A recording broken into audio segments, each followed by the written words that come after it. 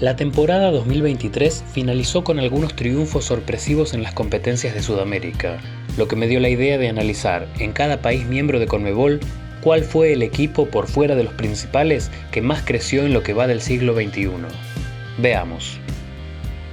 Voy a comenzar por Paraguay, destacando a Sportivo Ameliano, que a pesar de ser un club antiguo, fundado en 1936, siempre deambuló por las categorías más bajas del ascenso, y de hecho inició el siglo XXI en la cuarta división, la última categoría del fútbol paraguayo.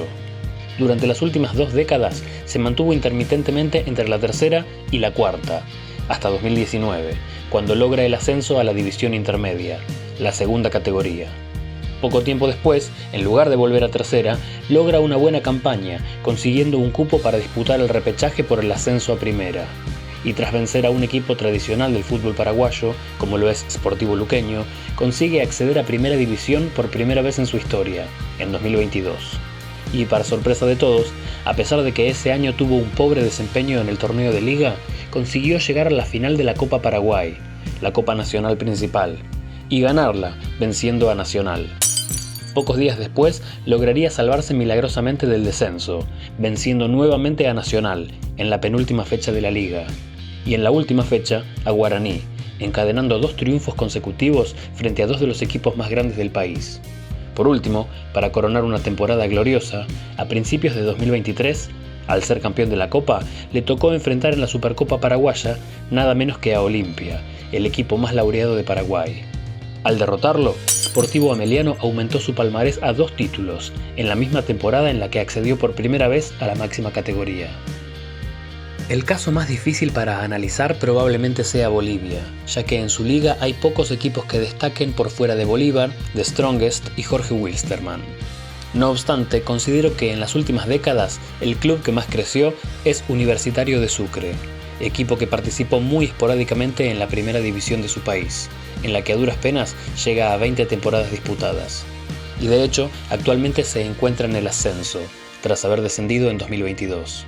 Sin embargo, en su única etapa de participación regular en primera, entre 2006 y 2018, consiguió alzarse con 2 títulos de liga, el Apertura 2008 y Clausura 2014, además de quedarse con el subcampeonato de la Apertura 2012. Puede parecer poco, pero en un fútbol cooptado por tan pocos equipos, Universitario pasó de no tener ningún título a ser el 8º más ganador, junto a un equipo con más tradición como Aurora, clásico rival de Wilstermann. Pasemos a Chile, donde el actual campeón de la primera división es el modesto Huachipato, equipo de la zona centro-sur del país que, si bien tiene una presencia consistente en la liga chilena, siendo uno de los equipos con más temporadas disputadas, al comenzar el siglo XXI solo tenía un título, conseguido en 1974. Esto empezó a cambiar en la década de 2010, cuando el equipo de Talcahuano se alzó con el Clausura 2012 y llegó a la final de la Copa Chile de 2014, aunque en esta caería derrotado. Recientemente, en la temporada 2023, volvió a coronarse campeón de la primera división, totalizando 3 títulos que lo colocan entre los 10 equipos más exitosos de la liga de su país. En Perú encontramos un caso muy interesante. Me refiero al Club Cienciano, equipo que, a pesar de ser uno de los más tradicionales del sur peruano, comenzó el siglo sin títulos en sus vitrinas. Sin embargo, esto cambiaría sobremanera en los primeros años del nuevo milenio, ya que en 2003 sorprendió al continente ganando la Copa Sudamericana, tras derrotar nada menos que a River Plate en la final. Y por si fuera poco, al año siguiente refrendó su dominio continental conquistando la Recopa Sudamericana frente al campeón de la Libertadores 2003, que no fue otro sino Boca Juniors. Luego de eso, Cienciano no obtuvo más títulos, aunque sí fue subcampeón de la primera división peruana en 3 ocasiones, lo que no es poco en una liga completamente secuestrada por Universitario, Alianza Lima y Sporting Cristal. Y aún a pesar de no ser uno de los 3 grandes de su país, Cienciano sigue siendo, al día de hoy, el único equipo peruano con títulos internacionales, logro más que meritorio. En Argentina tenemos un caso similar, específicamente en Florencio Varela, donde encontramos a Defensa y Justicia, equipo que recién en 1978 se afilió a la AFA, disputando sus primeros encuentros oficiales en la Primera D, en ese entonces la 4ª categoría del fútbol argentino. Tras décadas avanzando y retrocediendo en el ascenso, en 2014 consigue por primera vez acceder a Primera División, disputando las siguientes 10 temporadas de forma consecutiva, sin volver a descender hasta la fecha. Y no solo se mantuvo, sino que tuvo desempeños exitosos que le permitieron participar en torneos internacionales. De hecho, tras conseguir el subcampeonato de Primera División en 2019, el Halcón de Varela se clasificó por primera vez a la Copa Libertadores. Y si bien quedó eliminado en fase de grupos, al quedar tercero, consiguió un lugar para el repechaje de ingreso a Copa Sudamericana. Sorprendentemente, no solo ganó dicho repechaje, sino que terminó ganando la Copa, teniendo el honor de que su primer título sea uno internacional. Y de hecho, también el segundo, ya que como campeón ganó el derecho de disputar la Recopa Sudamericana, trofeo que conquistó tras derrotar a Palmeiras. Así, Defensa es el único equipo argentino que, a pesar de no tener títulos locales, es multicampeón internacional. Y no contento con eso, el club volvió a quedar subcampeón de Primera División en 2021 y recientemente finalista de la Copa Argentina en 2023. El Halcón logró los mismos títulos que Cienciano, pero tras solo 7 años de participación en Primera. Si continúa por este camino, quizás pueda rivalizar con los equipos grandes. El tiempo dirá. En Venezuela hay un ejemplo de velocidad extrema en el crecimiento de un club. Hablo de Zamora Fútbol Club, equipo de la ciudad de Barinas que al comenzar el siglo directamente no existía, ya que fue fundado en 2002, y tras adquirir la franquicia de un equipo desaparecido, obtuvo su lugar en la segunda división, que en ese país es la última categoría nacional. Su crecimiento acelerado pudo verse desde el principio, ya que en 2006, tras solo 4 años de su nacimiento, logra el ascenso a Primera División, en la que le tomó solo 5 temporadas conseguir un subcampeonato y la consecuente clasificación a la Copa Libertadores. Y aunque en esta tuvo una participación olvidable, al año siguiente conquistó su primer título de liga, que no sería el último. Más bien, todo lo contrario, ya que inclusive en 2014 ganó su segundo campeonato de forma consecutiva y amplió aún más su palmarés en 2016 y 18 para alcanzar sus actuales 4 torneos de primera. Por último, también tuvo éxito en Copa Venezuela, conquistándola en 2019, luego de haber llegado a la final de la misma en 2010 y 17. De este modo, Zamora pasó de ni siquiera existir a ser el 6º equipo con más títulos de su país, superando a equipos tradicionales como la Universidad Central o Estudiantes de Mérida, y todo en menos de 20 años. En Colombia me gustaría destacar el crecimiento de 2 equipos. El primero es Deportes Tolima, equipo que está entre los 10 con más participaciones en Primera División, pero que sin embargo, durante todo el siglo pasado no pudo cosechar ningún título. En 1994 sufrió su primer y hasta la fecha único descenso, pero al año siguiente recuperó la categoría y no solo no volvió a caer, sino que mejoró su desempeño, quedando varias veces entre las primeras posiciones y alcanzando su primer título en el torneo Finalización 2003. A pesar de que los éxitos tardarían algunos años en volver, 2014 vio su primera coronación en Copa Colombia, tras derrotar a Independiente Santa Fe en la final. En 2018 y 2021, Tolima volvió al éxito en Primera División, levantando su segundo y tercer título de liga, que le permitieron acceder a la Superliga Colombiana, una especie de Supercopa que disputan los campeones de los torneos Apertura y Finalización de la temporada previa. La de 2022 acabó con el triunfo del equipo Vinotinto y Oro, que alcanzó así 5 títulos oficiales, con los cuales pasó, en menos de 2 décadas, de tener las vitrinas vacías a ser, después de los 8 grandes, el equipo con más títulos de su país. Justamente, uno de esos 8 grandes es actualmente Once Caldas. El equipo de Manizales siguió una trayectoria particular, ya que originalmente fue fundado en 1947 bajo el nombre de Deportes Caldas, un año antes de la creación de la Primera División colombiana. Y en efecto, participó de los primeros campeonatos de liga, incluso ganando su primer título en 1950.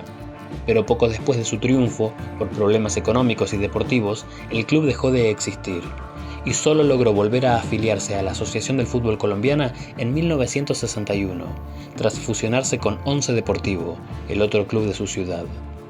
De la unión de los nombres de ambos equipos surgió la denominación actual de la institución. Aunque el club jamás descendió, tampoco tuvo participaciones destacadas después de la fusión, exceptuando un subcampeonato en 1998. El siguiente siglo, sin embargo, comenzó muy distinto para los albos, ya que la primera década vio su segundo y tercer campeonato de liga, en 2003 y 2009 respectivamente, además de alcanzar la final de la Copa Colombia en 2008. Por si fuera poco, la década de 2010 la comenzó con un nuevo triunfo, su cuarto título de Primera División, seguido de un subcampeonato al año siguiente, y otra final más en Copa Colombia, que sin embargo no pudo conquistar. Hasta acá sería un desempeño comparable al de Tolima, pero sin duda el hito más importante de la historia del club de Manizales, y casi que de todo el fútbol colombiano, se dio en 2004, cuando los blancos superaron la fase de grupos de la Copa Libertadores, y tras encadenar una serie de triunfos contra equipos muy importantes del continente, Santos en cuartos de final y Sao Paulo en la semi, el conjunto de Caldas derrotó al campeón defensor, Boca Juniors, en una final muy recordada. Los de Manizales se convirtieron así, junto con Atlético Nacional de Medellín, en los únicos de su país en alcanzar la gloria eterna. En Argentina también destaca un caso especial, el de Lanús. Y digo especial porque es uno de los clubes con mayor presencia en Primera División, por lo que en realidad no se trata de un equipo ignoto o de reciente participación en Primera, como Defensa y Justicia. No obstante, a comienzos de siglo, Lanús contaba con un solo título, y si bien era uno internacional, la Copa Conmebol de 1996, el Granate comenzó el nuevo milenio con malas temporadas, que lo llevaron a jugar la promoción para evitar el descenso en 2002. Eso sí, luego de eso se recuperó, y quizás gracias a buenos juveniles surgidos de su cantera, mejoró su desempeño, alcanzando un subcampeonato en 2006. El siguiente año marcaría un hito en la historia del club, ya que de la mano de José Sand, que llegaría a ser uno de los máximos ídolos del club, consiguió obtener su primer título de Primera División, el Apertura 2007. Y aún así, esto solo fue el comienzo, ya que la década de 2010 fue sin lugar a dudas la era más gloriosa del club, comenzando con 2 subcampeonatos más, casi consecutivos, en 2011 y 2013, además de una buena temporada en 2012 que lo clasificó a la Copa Sudamericana del año siguiente, Copa que ganó al derrotar a Ponte Preta en la final, obteniendo su segundo título internacional. Y lo que es más, aún contando la conquista continental, puede argumentarse que la temporada más gloriosa del club no fue esa, sino la de 2016, en la que el Granate conquistó su segundo título de Primera División, y como campeón de la misma, accedió a disputar la Supercopa Argentina, título que también obtuvo tras vencer a River. Como cereza del postre, en 2016 también se llevó a cabo por única vez la Copa Bicentenario, competencia excepcional que de manera insólita enfrentó a los campeones de Primera División de 2014 y 2016. Como el Chiqui nos pide que no tratemos de entenderla, solo mencionaré que, gracias a vencer a Racing en ese encuentro, Lanús se coronó con otro título más, que hasta la fecha es el último, aunque cabe resaltar que en 2017 alcanzó la final de la Copa Libertadores, tras una remontada épica en semifinales en las que revirtió un marcador global de 3-0 en contra, para acabar con un resultado favorable de 4-3, también con goles de Sand. En la actualidad, Lanús se ubica cerca de los 10 equipos con más títulos del fútbol argentino. La Liga de Uruguay, como todos los futboleros sabemos, está completamente dominada por 2 equipos. Tanto es así que en lo que va de siglo, es decir, las últimas 23 temporadas, solo 3 veces logró ser campeón de Primera División un equipo que no sea Nacional o Peñarol, y en estos casos se trató de Danubio o Defensor Sporting, que son los clubes considerados medianos, es decir, los que le siguen a los 2 grandes. Pero todo esto es sin contar lo sucedido hace poco más de un mes atrás, ya que como mencioné al principio, la temporada 2023 terminó con resultados sorpresivos, y uno de ellos fue la coronación del Liverpool de Montevideo con su primer título de la Liga Uruguaya, tras derrotar a Peñarol en la final. Fundado en 1915, Liverpool es en realidad un equipo tradicional de Uruguay, ya que con más de 80 temporadas en primera, es uno de los clubes con más presencia en la liga, superando incluso a rivales de peso como Danubio, por ejemplo. Sin embargo, tan solo 5 años atrás, Liverpool tenía las vitrinas así. ¿Este aparador no debería tener trofeos? Se destruyeron en el gran incendio de trofeos. Veo que no han terminado de limpiar los trofeos, Elisa. En 2017 se crea en Uruguay el Torneo Intermedio, una mini competencia para los equipos de Primera División a disputarse entre los torneos Apertura y Clausura. La idea era dar más rodaje a los equipos durante la temporada, proponiendo un formato que favorezca a los equipos más chicos para que puedan competir. El único que pudo aprovecharlo fue sin duda Liverpool, siendo que de las 6 ediciones que se disputaron hasta el momento, 4 fueron ganadas por Nacional y las 2 restantes por los negriazules. Ahora bien, el torneo intermedio vino acompañado por la creación de la Supercopa Uruguaya, que enfrentaba al campeón del intermedio contra su equivalente de primera división. Y en esta competencia también sacó provecho Liverpool, ya que las 3 veces que le tocó disputarla terminó alzándose con el trofeo, venciendo a Nacional en las primeras 2 ocasiones y el pasado 31 de enero a Defensor Sporting, convirtiéndose así en el máximo campeón de Supercopa, sobrepasando tanto a Peñarol como a Nacional, que tienen 2 títulos cada uno. De esta manera, Liverpool pasó de no tener ningún título en 2019 a ser actualmente uno de los clubes más exitosos de Uruguay. Por supuesto que muy lejos de Nacional y Peñarol, pero no deja de ser sorprendente en una liga en la que la inmensa mayoría de los equipos no llegan ni siquiera a competirle a los grandes. La liga de mayor nivel en Sudamérica es sin duda la de Brasil, por lo que no podía faltar un caso de club en crecimiento en ese país. El equipo que definitivamente más se desarrolló es Atlético Paranaense. Este equipo del sur brasileño está por debajo de los 12 grandes del país en cuanto a participaciones en primera división, aunque quitando a los conjuntos tradicionales, se ubica entre los que tienen más presencias en la máxima categoría. Y aún así, al comenzar este siglo, todavía no había logrado ningún título a nivel nacional ni internacional. Para colmo, su clásico rival, Coritiba, ya había logrado ser campeón de primera división en los años 80, pero la balanza estaba a punto de cambiar su inclinación. En 1995, Paranaense logra el título de segunda división, ascendiendo a la Serie A, curiosamente en conjunto con Coritiba, que fue el subcampeón de ese año. Sin embargo, a partir de allí, ambos rivales llevarían trayectorias muy distintas en el nuevo milenio. En 1999, Paranaense gana la liguilla clasificatoria para la Copa Libertadores de 2000, por lo que comenzó el siglo participando por primera vez en ella. Y al año siguiente consiguió su primer campeonato de Serie A, igualando el logro de su archirrival. En 2004 y 2005 logró los subcampeonatos de Serie A y Copa Libertadores, respectivamente, y aunque en 2011 descendió a Serie B, para 2012 se encontraba otra vez en primera, y al año siguiente alcanzó la final de la Copa Brasil. A partir de 2018 encadenó una seguidilla de títulos más que interesante, comenzando con su primer título internacional, la Copa Sudamericana, que le permitió disputar la Suruga Bank de 2019, quedándosela también. Esa misma temporada alcanza nuevamente la final de la Copa Brasil, pero esta vez con resultado favorable, alzándola por primera vez. En 2021 repitió final en la misma competencia, y si bien no consiguió el triunfo, la derrota pasó rápidamente al olvido, ya que en ese mismo 2021 se coronó nuevamente campeón de la Copa Sudamericana, de la cual se volvió su máximo campeón, en conjunto con Independiente y Boca. Por último, en 2022 llevó a cabo una excelente campaña en Copa Libertadores, volviendo a alcanzar la final. Y a pesar de que solo consiguió el subcampeonato, en estas últimas décadas, los torcedores del Furacão vieron con placer cómo su equipo pasó de no tener títulos a nivel nacional a poseer un palmarés comparable al de algunos de los grandes de Brasil, e incluso mayor, por ejemplo, que el de Botafogo. Estoy girando de placer. Ah, y mientras todo esto sucedía, el rival de toda la vida, en el mismo periodo descendió 4 veces. Para más placer. Para cerrar, dejé el caso correspondiente a Ecuador, que a mi parecer es el más interesante de todos. En 1958 se funda en Sangolquí, ciudad perteneciente al área metropolitana de Quito, el Club Deportivo Independiente, que a lo largo de los años cambiaría más de una vez de nombre. La última de ellas en 2008, cuando adquirió el nombre actual, Independiente del Valle. Al comenzar el siglo, este club no solo no poseía ningún título, sino que jamás había participado en la primera división ecuatoriana. Solo tras ser campeón de la Serie B en 2009, accedió por primera vez a la máxima categoría. Pero sin importar la carencia total de trayectoria en primera, al poco tiempo de su debut se afianzó en la liga, consiguiendo un subcampeonato en 2013 y un tercer puesto en 2015.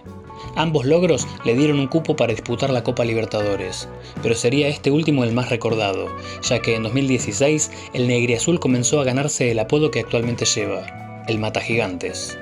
Y es que en esa edición de Libertadores, los de Sangolquí eliminaron en octavos de final a River Plate, y tras superar a Pumas de la UNAM en cuartos, consiguieron vencer también a Boca Juniors en la semifinal, convirtiéndose en el primer equipo de la historia en derrotar a los 2 protagonistas del Superclásico argentino en la misma edición de una Copa. Si bien los ecuatorianos caerían en esa final ante Atlético Nacional de Medellín, el subcampeonato de Copa solo fue el puntapié de inicio para una trayectoria soñada. Y es que en 2019, en una final muy recordada de Copa Sudamericana,